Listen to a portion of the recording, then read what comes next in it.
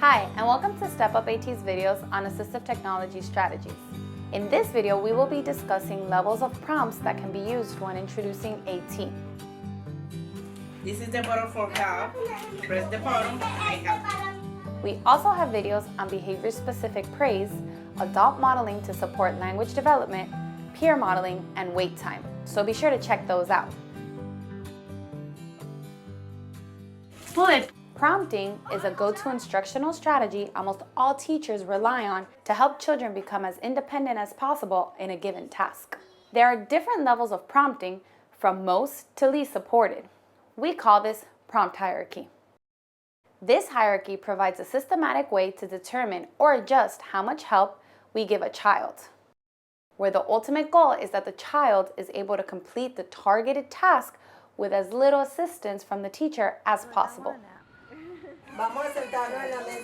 At the top of the prompt hierarchy, we have full physical prompting. The child performs a task while the teacher holds onto their hand or wrist to do it with them. The teacher can gradually change the location or intensity of the physical prompt as she introduces AT tools to assist the child. For example, if the child first requires hand-over-hand support to control the pencil, you can offer a pencil grip or add visual guidelines to the paper using Wiki sticks so that over time you may be able to provide support at the elbow, the shoulder, sitting next to the child, then moving away entirely as the child improves his or her grasping skills.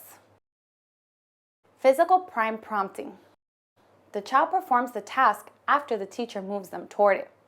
This includes teacher proximity, support at the elbow, hand over hand. Go. For example, the teacher touches their elbow to get them to pick up a pencil grip or magnet to spell out their name. Modeling. The child performs the task after the teacher shows them how by doing the task first. Avery's doing the shark. For example, the teacher uses an AAC device to make a request, then provides the AAC device to the child and asks him or her to do the same. I'm going to show you how to press it. Now it's your turn. Direct verbal. The child performs the task after explicitly being told what to do. And now we put it away. For example, the teacher describes to the child what he needs to do. Everybody ready? We're gonna move to the carpet. Gesturing. The child performs the task after the teacher points to an item, location, or person. Para que todos puedan leer. For example, the teacher points to her ear to imply it's time to listen. And where are your ears? Touch your ears. Indirect verbal prompting. The child performs a task after the teacher asks an open-ended question that prompts the child to think about the action. All done.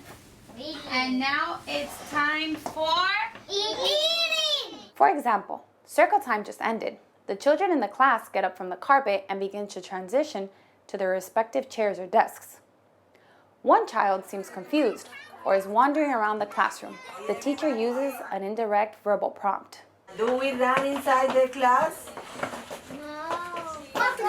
We walk inside the class. Independent.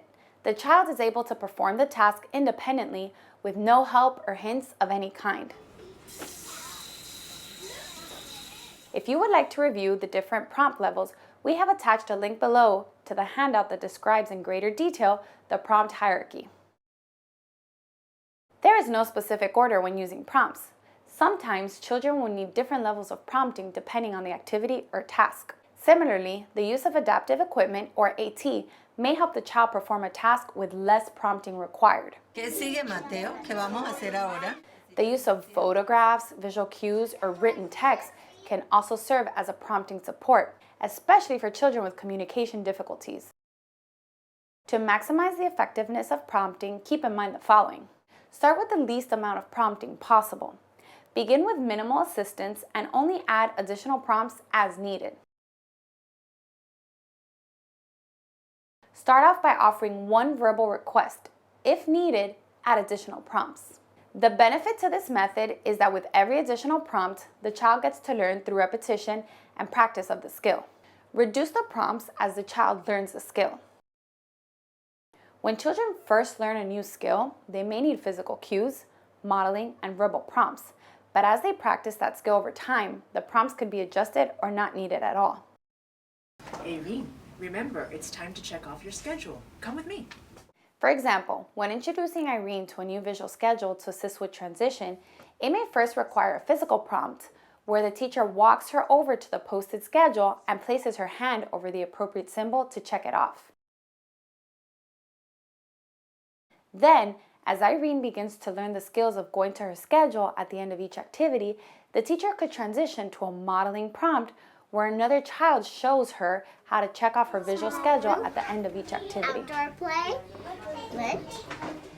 As Irene becomes more independent in checking off her schedule, she might just require an additional prompt from the teacher. Remember, after you put away your toys, to go check your schedule. Offer some wait time before offering more assistance.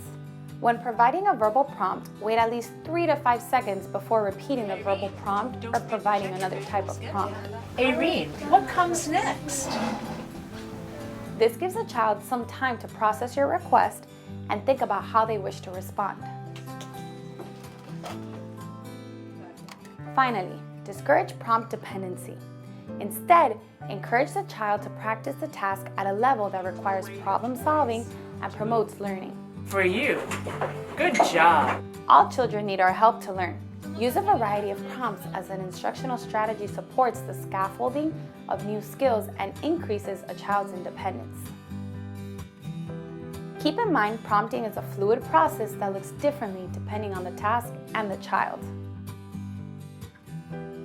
Thank you for tuning in. Be sure to check out StepUpAT.com for more resources and information on using assistive technology in the classroom and at home to increase early literacy skills.